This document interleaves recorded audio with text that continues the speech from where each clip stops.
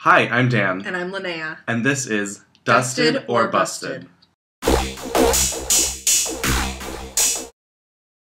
Everyone comes in after Sasha's elimination, and Jasmine Masters has something to say right off the get-go. Mm-hmm. She starts reading all these skinny bitches left and right. She said, as soon as they picked that team, I knew it was a lot of buffoonery. And then she starts listing off all the queens, and she goes, and that old tight-ass long horse-faced Violet! Has she seen a mirror?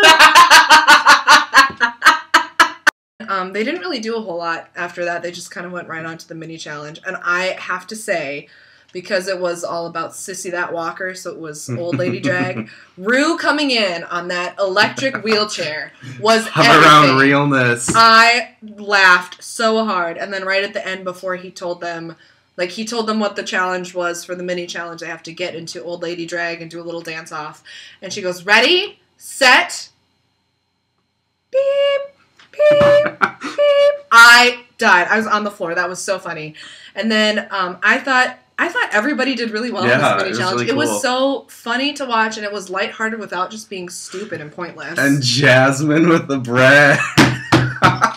I was laughing so hard. RuPaul was confused. He was like, where did you get a loaf of bread?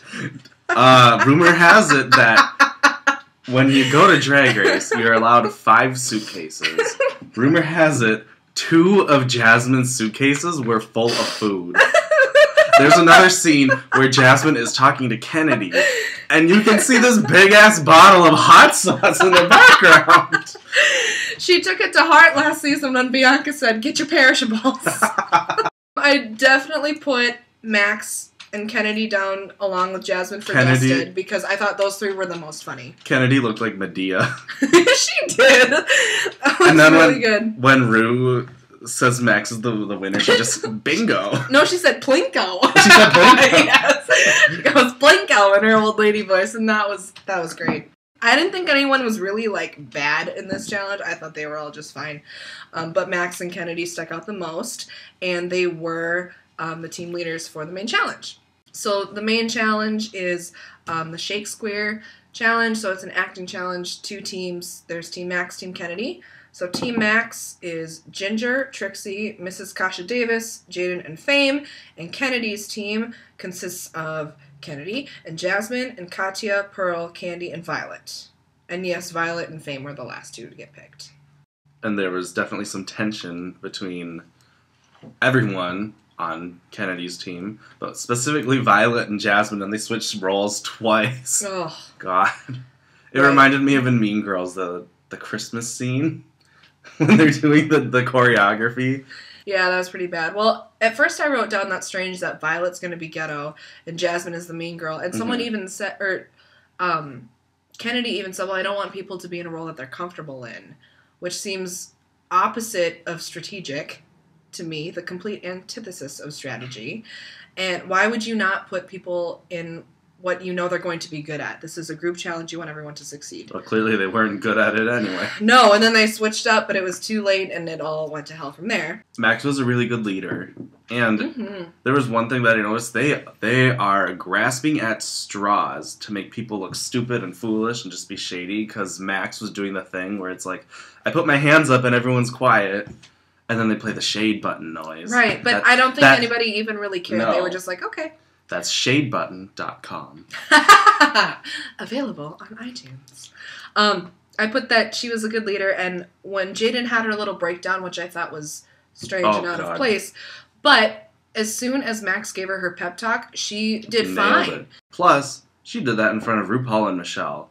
You know they filed that tidbit of information. Exactly. Well, they panned right over to them, and Ru is observing, and Michelle is observing. Max is going to be just fine. Someone fucked up their first... Miss Fame fucked up their first line, and Kasha Davis goes, Capulet! She was not having it. No, I love Mrs. Kasha Davis. And then you have Team Kennedy. One reason that I think RuPaul hated them so much and went off on them was because he had just seen this whole team rally around Jaden, who was not doing her best. They all worked together, brought her up, and they made a great performance. Right. And then you see this fuckery come in, and it's like, if they can do it, why can't you? I wrote that specifically. Under Jasmine, I put nobody on the team helped her out. And, like, yes, it's her responsibility to know her lines and know what she's doing. But for absolutely nobody to come to her aid or give her any support, that was appalling. Even before Max's team started it, she was just like, come on, guys, we got this. Right. We're going to be good. Kennedy's rehearsal went poorly. Max's went really well. And there's really no other way to put it. Moving on to the workroom, their rehearsals are done and they're getting ready for the main stage with their bearded lady couture, or whatever they called it. I don't remember. I thought it was a smart move for Jasmine. Unfortunately, it didn't pay off, but she knew she ate shit hard. Mm-hmm. Like, she did not do well. And she knew it, so she even said, I am pulling out my best drag. I am pulling out all the stops because if there's anything that's going to save me at this point, that's going to be it. Right. And it didn't pay out for her, but she did bring a stunning dress. And I thought that was really smart of her. As much as I like bitter old ladies, because I kind of am one, it was just really uncomfortable to watch them talk about all the other girls like that. And I feel like Pearl and Violet, like, maybe not Violet, but Pearl and, like, Miss Fame, they've never done anything that horrible to the older queens, but... No, when Jasmine, she was talking about the other queens, and then she's listening to them off, and she goes, and what's that color one? That colored one, yeah. And I was like, what is she talking about? And someone said, oh, Violet. Mrs. Kasha Dave's like, what? Oh, Violet. Ginger was talking about the lady with cancer. Well, yeah, she was talking about the lady with cancer and how it was on this lady's bucket list to see a drag show, and how then she came to the show and they got to know her, and they were like, there's going to be a week where she probably won't show up, and they, like, took the show to her, which I thought was really sweet, and that showed a lot about her. So the runway was the bearded lady look, and the overarching thing that I took away from this was the queens who pulled it off well were not the ones who basically, like, got ready in very elegant gowns and then just put a beard on. The ones who did well incorporated it as part of the overall look. For so many of these queens, it felt like an afterthought. Yeah. Exactly. And they really took that drag and elevated it. Who was your most dusted? I would have to say Miss Fame. I was torn between her and Miss Fame and Violet Chachki. Although I thought Max's look was very well put together, and I liked that he changed up the hair and the makeup, but it just wasn't feminine enough for me. Yeah, well, as feminine as it could be. My most dusted was definitely, far and away, it was Trixie. I loved that she came down like Jesus Christ himself on the runway, and I thought it was a beautiful look, really well put together. My most busted on the runway has to be Jaden. Her hair and her beard did not match, and she's wearing that same leotard, and I don't know why, but I want to see versatility from her. I think she changes the leotards enough for me, like, week to week. From black to black to black? I just think this week hers wasn't the worst. Okay. I'm very tired of it. She's completely exhausted me. Who was your most busted? Kennedy. That pube face and that ugly dress. Yeah. And that was she even wearing a wig? Because, like, if you're gonna be bearded, you have to have feminine hair at least. Yeah, like, she looked like a man in a dress. So my most busted was Kennedy. I actually wrote 3 columns: the dusted, the middle ones, like either or, and then busted. The only one I put in the busted column this week was Kennedy. I didn't really have a whole lot to say about judging, except, so Max's whole team was safe. Max won the challenge, and then it was Kennedy's team to get critiqued. And they go down the line, and everyone has something to say. They got some excuse or some reason why they didn't do very well, and RuPaul had it. I have waited 7 years to see her go off on this. Ugh. I don't want to hear any more goddamn excuses. We were rooting for you. Be quiet, Tiffany. this lip sync should have been amazing. It should have been with Kennedy and Jasmine with that song. Mind-blowing. But the thing is, one thing that I think is the reason for that is those dresses don't allow for any movement. And Jasmine was like popping and locking. Right. It still wasn't that the lip syncs were pretty equal, but it wasn't that astonishing to me. No, not especially for the caliber performer that they both are. Mm-hmm. And that's one thing that I feel like maybe Jaden is wearing these leotards so that if she does land in the bottom, she'll at least be able to turn something out. That's true. I wish Kennedy would have gone home instead of Jasmine. Only because I feel like Jasmine is more entertaining to watch. And I think her one-liners are funny. Even if they're kind of stupid and they're not true, I still think they're funny. Mm-hmm. And Kennedy's talking heads are always, like... They're boring. Mm-hmm. I don't know. I think that maybe overall Kennedy is a little bit higher caliber than Jasmine, but only in the challenges that we've seen. And I don't think we've done anything yet that's up Jasmine's alley. Although this one should have been. Yeah, that's very true. So, I don't know. I was hoping to see Jasmine stick around, but her time has come. Quote of the week? My quote of the week, well, I just said that Kennedy doesn't have anything good to say in her talking heads, but this one is pretty good. She's talking about Violet because Violet is on Kennedy's team, and Violet will not let anything slide. And Kennedy just gets that look. She looks into the camera. She's just a bitch. With those wide ET eyes that she's got. She looks like the Triceratops from Land Before Time. My quote of the week comes from Ginger. And this was back when they were getting ready for the runway. And Ginger's talking about how there's, like, different groups. You've got the skinny queens, and you've got the young queens, and whatever else.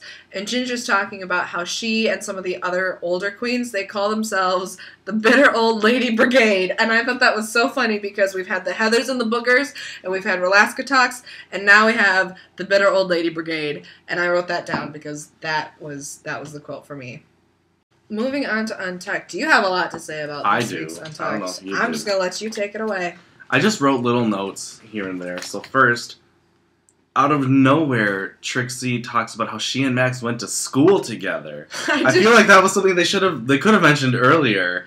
But I did notice on the first episode, Trixie comes in after Max, and Max looks, and she has these big eyes. She has this big look on her face, and they're both from Wisconsin. So Wisconsin. Yeah, maybe. Yeah, it makes sense. Everyone knows each other in the drag scene, pretty much.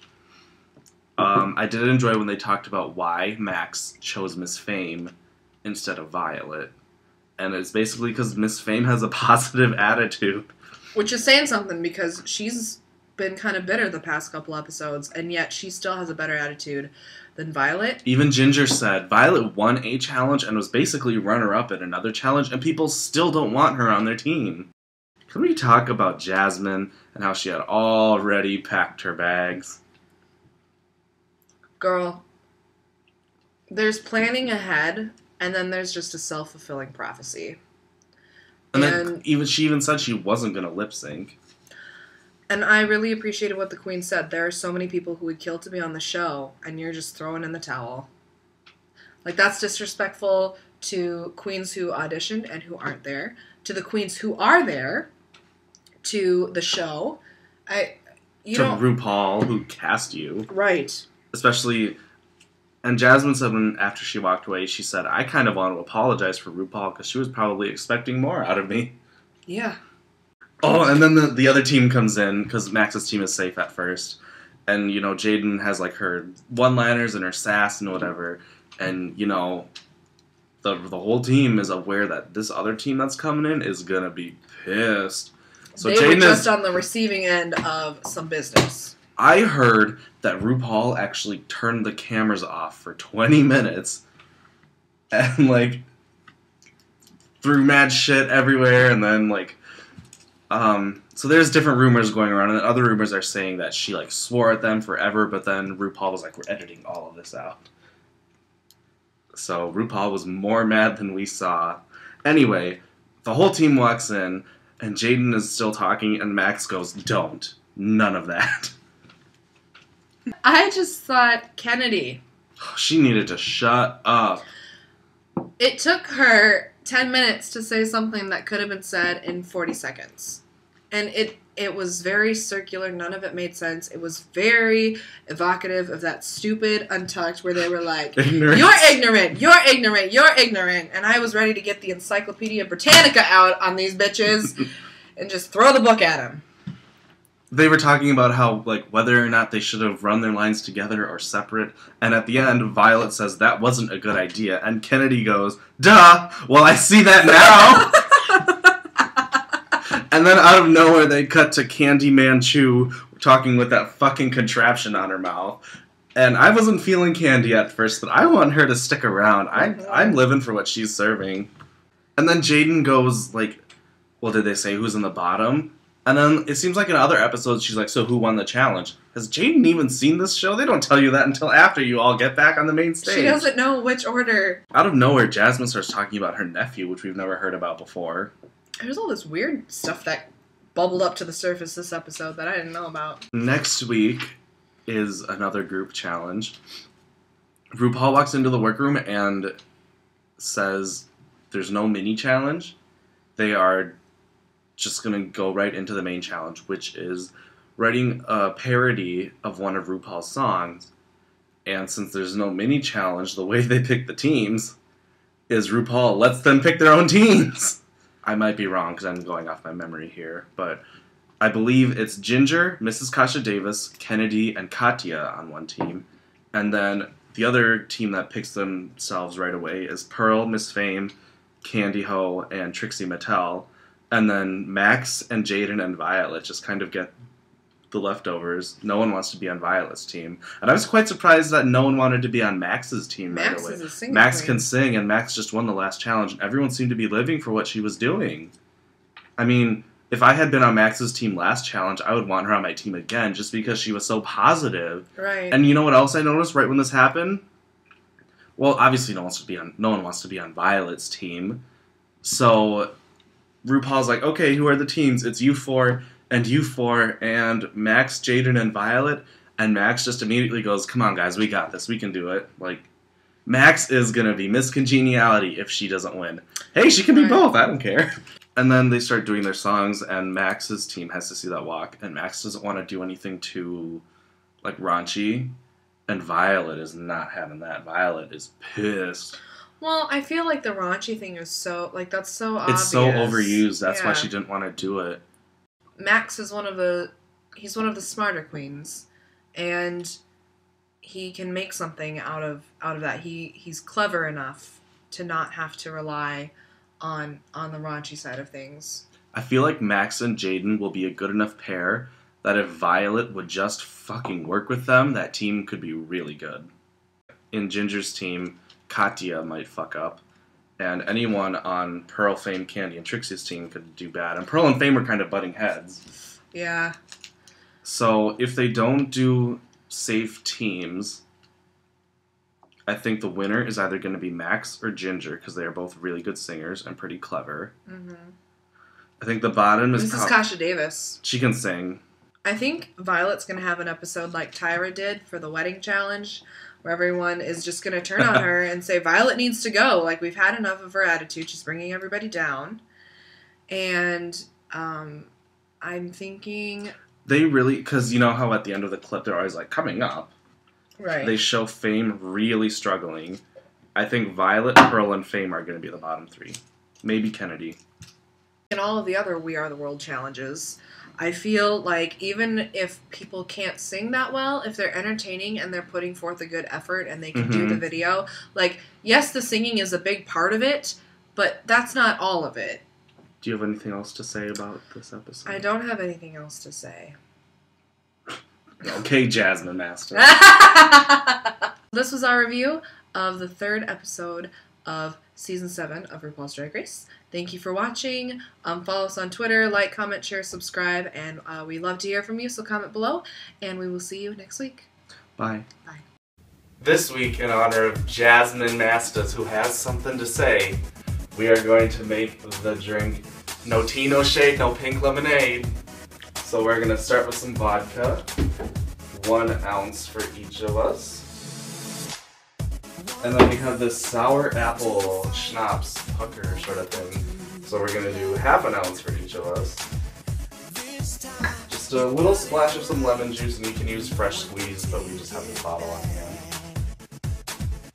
And we have this peace tea pink lemonade tea mix. It's just perfect for Jasmine Masters. So we're gonna fill up our glasses with that.